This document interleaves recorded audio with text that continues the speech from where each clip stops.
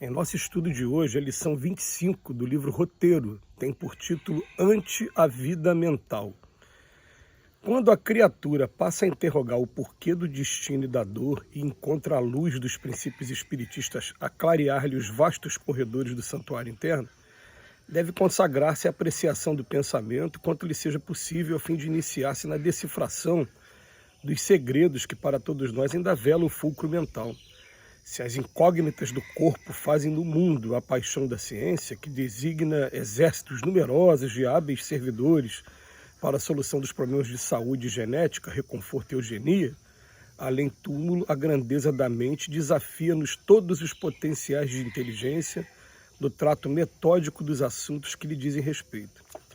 A psicologia e a psiquiatria entre os homens da atualidade conhece tanto do espírito quanto um botânico restrito ao movimento em acanhado círculo de observação do solo que tentasse julgar um continente vasto e inexplorado por alguns talos de erva crescidos ao alcance de suas mãos.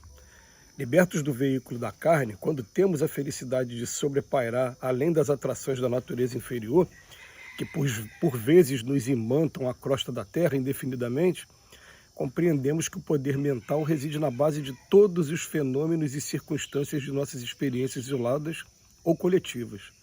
A mente é manancial vivo de energias criadoras. O pensamento é substância, coisa mensurável.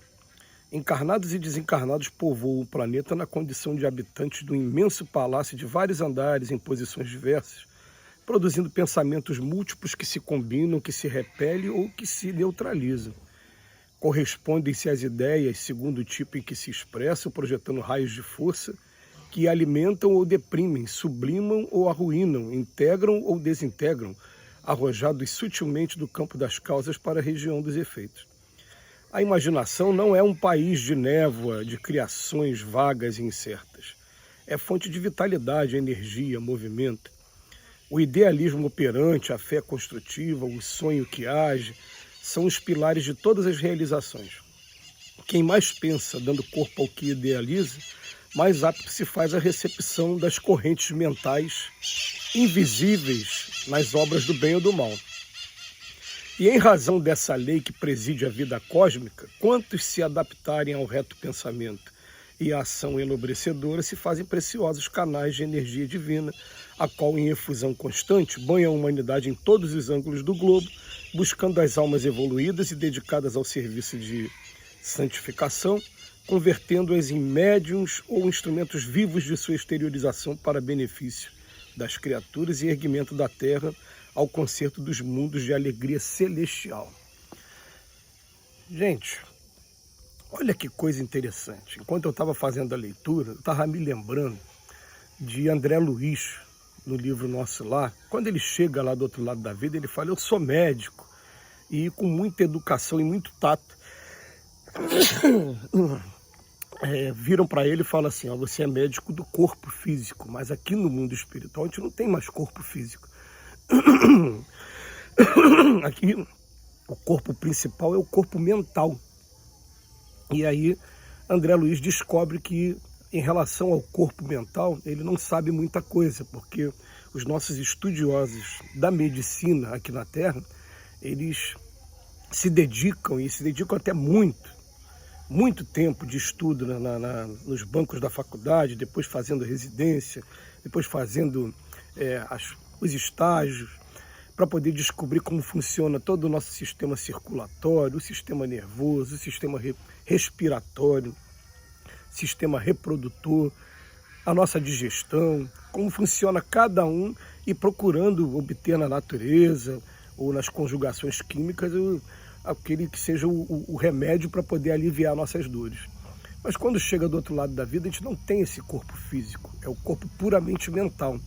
E o Emmanuel faz questão de lembrar a gente aqui que quando a gente chega para o estudo da mente aqui na Terra ainda, nós encarnados, é como se a gente quisesse conhecer um continente todo do tamanho da América do Sul, por exemplo, através do estudo pequenininho de um solo desse local que eu estou aqui agora, por exemplo, esse campo que está aqui atrás de mim. E é uma coisa muito ainda inexplorada e muito ainda desconhecida para muitos de nós. É um trabalho que daqui para frente a nossa psiquiatria e até os nossos psicólogos vão estar aprofundando mais para conhecer. Mas o Emmanuel vem chamar a atenção no nosso estudo de hoje para a importância da gente dar atenção à nossa mente, porque a gente vai descobrir uma coisa: a mente é o centro de comando de tudo que acontece com a gente aqui nesse planeta, aqui, enquanto a gente está encarnado. Eu já repeti isso algumas vezes em alguns estudos, mas vamos lembrar uma coisa. A gente trabalha faz parte de um trabalho chamado Visita Dr. Erma, que a gente vai na casa de pessoas que estão doentes, estão muito idosas e não têm condições de vir até o centro espírita para o tratamento. E uma das coisas que os espíritos que coordenam o nosso trabalho, eles repetem para a gente o tempo todo, é que a gente é o seguinte: quando a mente está equilibrada, a gente consegue manter a harmonia e a saúde do nosso corpo também, dentro dos limites possíveis. Eu vou explicar aqui uma coisa, veja bem. São dois quadros que eles passam para a gente. O que é mais importante? Eu estar com o meu corpo todo são, com colesterol, triglicerídeo, glicose, tudo em dia, sem diabetes, sem problema algum, mas a minha mente está atormentada pelas crises de ansiedade, depressão, síndrome do pânico e outras síndromes, burnout, um montão de coisa que aparece por aí. Ou o contrário, o meu corpo muitas das vezes está enfermo, mas a minha mente está equilibrada. E eles garantem para a gente, essa segunda opção é a melhor. Quando a mente está equilibrada, a gente facilita inclusive a restauração do nosso corpo físico, quando isso tiver que acontecer, quando não for uma coisa expiatória que seja educativa para o espírito mesmo. Mas até quando não for uma coisa expiatória, se a gente estiver com a mente equilibrada, a gente consegue manter uma vida boa. E a gente vai... Uma outra pergunta que eles fazem de vez em quando, eles fazem assim: vem cá, se a gente desencarnasse agora, a gente vai para um mundo onde não vai precisar mais do corpo. Esse corpo aqui vai para dentro de um caixão de madeira. O que eu vou estar levando para o outro lado é simplesmente a minha mente. Chegando lá do outro lado, mundo mental. Aí fica mais claro ainda que a segunda opção é bem melhor do que a primeira. É bem melhor eu estar equilibrado, estar bem, manter a minha mente equilibrada, do que eu estar, às vezes, com o corpo todo são, mas a mente desequilibrada. E como é que a gente vai fazendo para a gente ter a nossa mente equilibrada? Eles começam a nos orientar, em primeiro lugar, para que a gente comece a desenvolver algumas disciplinas pequenas, que depois vão possibilitar com que a gente entre em disciplinas maiores. A disciplina, por exemplo, de fazer a prece todo dia, quando acorda e quando dorme. Tem um momentozinho de conversa com o nosso anjo da guarda. É uma disciplina. A disciplina, por exemplo, que eu acabei adquirindo de onde quer que esteja, qual seja o lugar, chuva ou calor, no Brasil ou fora do Brasil, eu fazer esse vídeo de 10 minutos. Acabou sendo uma disciplina. Ela é pequenininha, mas é uma disciplina que daqui a pouco os espíritos me garantem que está me qualificando para daqui a pouco me entregar disciplinas maiores. E quando a gente começa a entregar as disciplinas mentais, a gente chega do outro lado daqui a pouco mais equilibrado e mais apto a estar trabalhando, está sendo, como ele diz aqui no final do texto, ele fala para a gente que a gente pode virar médios ou instrumentos vivos da exteriorização dessa energia divina para benefício das criaturas e erguimento da Terra ao conceito dos mundos de alegria celestial. Mas para isso a gente precisa muito desenvolver essa disciplina mental. E a mente que vai coordenar tudo. Eu, por exemplo, tenho meus desafios igual todos aqui que vão me ouvir, né, vão ver esse vídeo, vão ter também. Eu estou tendo um desafio ainda de disciplinar mentalmente para os excessos da gula, porque a gula vai comprometendo a minha saúde física. Eu tenho que disciplinar isso. Estou tendo uma dificuldade enorme para disciplinar.